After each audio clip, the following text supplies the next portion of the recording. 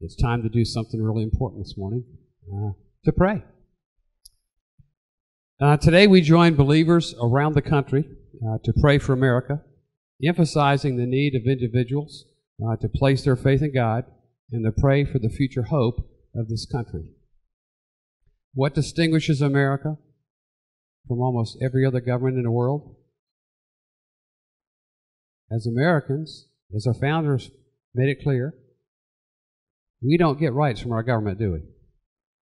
We give our government rights. It doesn't work the other way, and that makes us unique. You may have heard some national leaders say that America is not a Christian nation. But it's an undeniable truth that this nation was founded on Judeo-Christian principles. You know,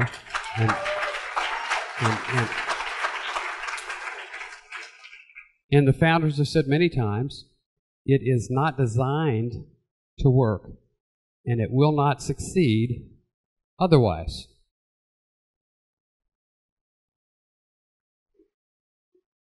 Just as a car is designed to run on gasoline, we know that if you put water in a gas tank, it won't work, will it? It will destroy the engine. And that's what happens if we ever reach the point where our country is run differently than perceived by our founding fathers. Here's just a couple of samples that Pam picked out she thought would be meaningful. Comments by our founding fathers in that regard. Blaise Tratus, did I see you without glasses? Why didn't you sign in as an elected official? Thank you for coming here today.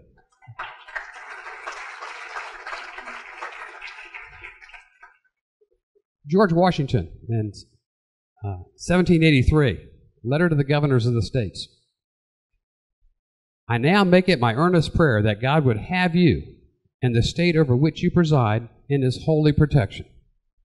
Thomas Jefferson, God who gave us life, gave us liberty. These liberties are a gift from God. Indeed, I tremble for my country when I reflect that God is just, that his justice cannot sleep forever. The doctrines of Jesus are simple and tend to all the happiness of man. James Madison, religion is the basis and foundation of government. We have been encouraged to feel in the guardianship and the guidance of that almighty being whose power regulates the destiny of nations. Benjamin Franklin, who everybody says is a theist, here is my creed. I believe in God, the creator of the universe, that he governs it by his providence, and that he ought be worshipped. President Garfield, if the next centennial does not find us a great nation, it will be because those who represent the enterprise, the culture, and the morality of this nation did not aid in controlling the political forces. And finally, Abraham Lincoln, from his campaign speeches to the Gettysburg Address, he referenced God so many times. I mean, you can't count them. And as an aside, I got to tell you, when the curator at the Library of Congress told me to my face that Abraham Lincoln was an atheist, I almost dropped dead. So we need to remember these words. And we need to remember what the founders really had in mind, as so many people attempt to rewrite history and redirect the direction of our great nation. John Jay, he really went all the way. Listen to what John Jay. Now, this is the first Chief Justice of the United States Supreme Court.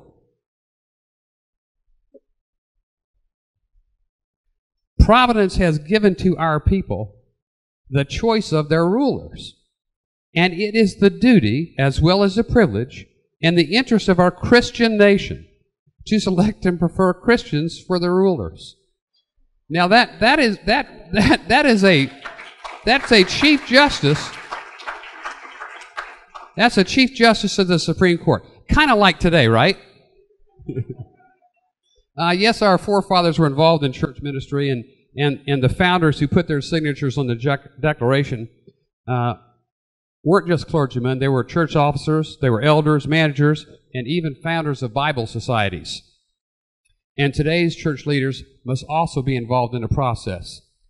Each time I've sought elective office at the state, local, and federal levels, it's been the result of prayer and providence.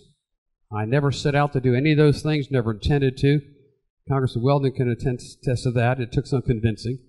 I say providence because in each of these series of events that followed, prayer was an improbable, timely, and mathematically impossible series of events that occurred and changed my no from yes. Time doesn't permit me to share them all with you. That they're funny and they're interesting, but they do take too long to tell all of you about. But the fastest, most unconventional and unexpected answer to prayer that I ever got was in 1975.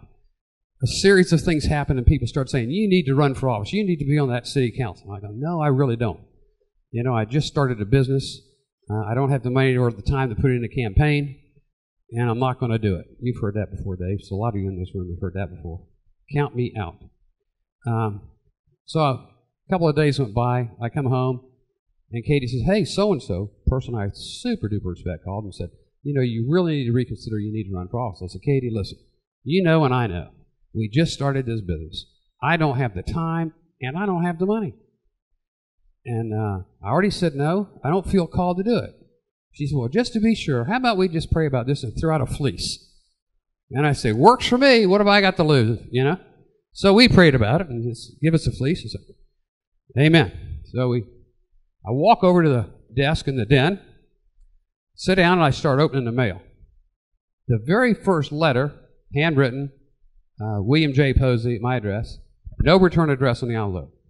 So I open it up, rip out what's inside, and it's a wanted poster from the FBI. Honest to goodness wanted poster. Somebody ripped this off a post office wall somewhere. Remember when they used to have them in the post offices? I don't know if they still do.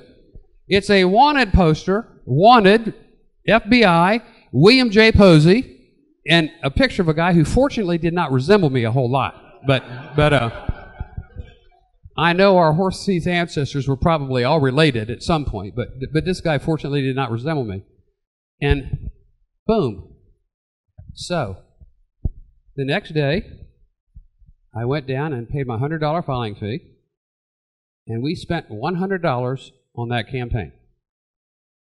We had $100 worth of FBI posters printed. It said, wanted, real big, FBI, pretty bold, and then it said 4 better ideas.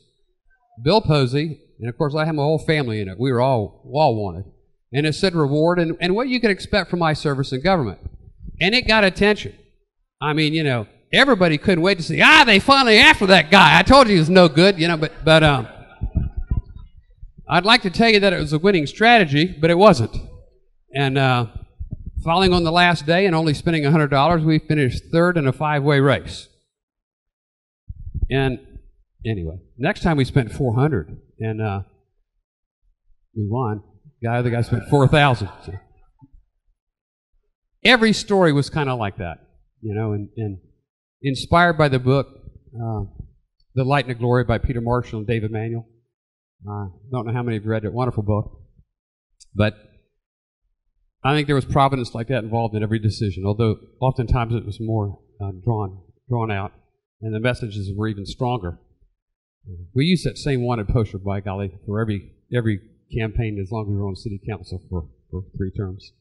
But what I really want to reflect upon with you today is how far we have wandered in this country since the miracle in Philadelphia. And you say, hey, there's a book by that title, Miracle at Philadelphia. Yeah, there is. The subtitle is The Story of the Constitutional Convention, made in September 1787. And it's a great book. It's a great read. And it is mathematically improbable, almost inconceivable that the founders could get together and do what they did in the time they did it, in the way they did it, that they had such foresight.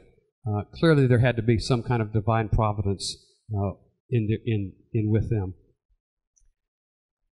You know, since the 70s, I've been a fan of David Barton. Most of you know David Barton, wall builders in Waco, Texas. I remember when he used to have a television show on Saturday mornings. I don't know how many of you remember that. It used to come on right before Tony Brown's Black Journal. And I used to watch those two shows back to back, good shows. David Barton back then was just a skinny kid with coal black hair. I was too. And, times have changed. Big admirer of David. I think David is the foremost authority on our founding fathers in this country, on the spiritual heritage of this nation. I think he's second to none. He has personally the third largest collection of original founding fathers documents to support the things that he says, if there's ever any doubt.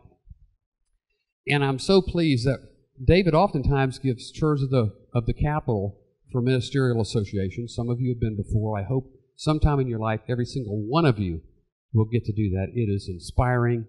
It's awesome. And I think so much, he does it after hours because in the Capitol it's so noisy. You go into the rotunda and he takes his little laser just like he used to do when he was on television, and he'll go around he'll show you in those giant, huge portraits in the rotunda, he'll show you details in those pictures that you've never read about in any other book. And secular history makes no mention of. But he'll just make your heart sing. He'll awe you. He'll awe you with the knowledge and the tradition and the faithfulness of our founders. Those tours are so good. He's given them a couple times. He has to book them in advance, and twice he's had a tour where we weren't in session. And I thought his tours were important enough that I've flown up there, walked him through to get his group in, got on a plane, and come home. I mean, that's how impressive I think these things are now.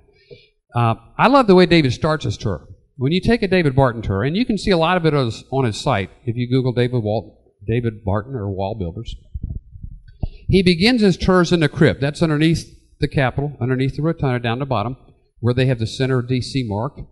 And there's a bunch of statues in there. When you go to the Capitol, you see statues not just in Statuary Hall. They outgrew that long ago.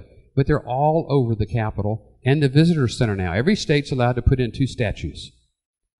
Florida, we have the guy that invented air conditioning and one of the last generals to surrender in the Civil War. But some, and God bless the guy that invented air conditioning. I mean seriously. But he was a doctor, Weldon says. But some have more patriotic themes. And David Barton starts his tour in the crypt at a statue of a gentleman named Peter Muhlenberg. Now the statue looks kind of like this. It looks like Michelangelo David with clothes on, And you wonder, who's Peter Muhlenberg? Put in there by Pennsylvania. But Peter Muhlenberg, before the Revolutionary War, preached in Virginia. And he was preaching a sermon on Ecclesiastes. It's time for love, a time for hate, a time for peace, a time for war. And he said, and now's the time for war unless you want to live under this tyrant forever. Whereupon he removed his clerical robe with his Revolutionary soldiers, officers, epaulets on, etc. And over 300 men followed him out of the church to fight the revolution. They were the Virginia's 8th Regiment. I know that's on all the textbooks we teach our kids in school. Another thing that people usually don't get to see when they tour the Capitol is the Supreme Court, the original Supreme Court. The original Supreme Court is under the Senate chamber, which used to be the House chamber. David says they put it underneath the elected officials for a reason. But he talks about the people that sat there at the time and describes each of them and talks about some of the cases that came before the Supreme Court. And my favorite one is the case of Vidal versus Girard Estate. And the richest man in colonial America, his name was Stephen Girard. If you Google richest men in American history, you'll get the images of 20 people the New York Times adjusted for inflation. And Stephen Girard's number 5, Bill Gates is number 6. This guy was pretty wealthy in colonial times. When he left a large portion of his estate to the United States government to build a school for poor children in Pennsylvania. There was no public education then. Of course, you can imagine what his heirs thought, or supposed heirs. They contested the will. They got nowhere in court. They said, it's signed, sealed, delivered, it's okay. They finally got Daniel Webster to come out of retirement and take the case. He got it to the Supreme Court. He pled their case. He pled their case for 3 days, during which time one of the justices literally died. At the end of the day, the Supreme Court ruled that we cannot set aside this will. It's signed, sealed, and delivered. But, and you can Google this online, it's inconceivable to us that this could meet the requirement that he had for this school, that no religion be taught. The Supreme said that, in their opinion, it was inconceivable for them that the U.S. government would ever support a school where the Bible was not welcome. So we've had some changes in history, haven't we? I'm going to have to wrap this up, and I want to ask that you be sure and pray not only for our Congress, obviously, but also the members we have in Tallahassee and their staffs. And let's also pray for our county commissioners and our city officials and their staffs. And special prayers for our pastors. We have some bold pastors who are not afraid to speak the truth and righteous, and we have some that are still pretty timid, that are still worried about political correctness. And we need to pray that they'll have strength to stand for something.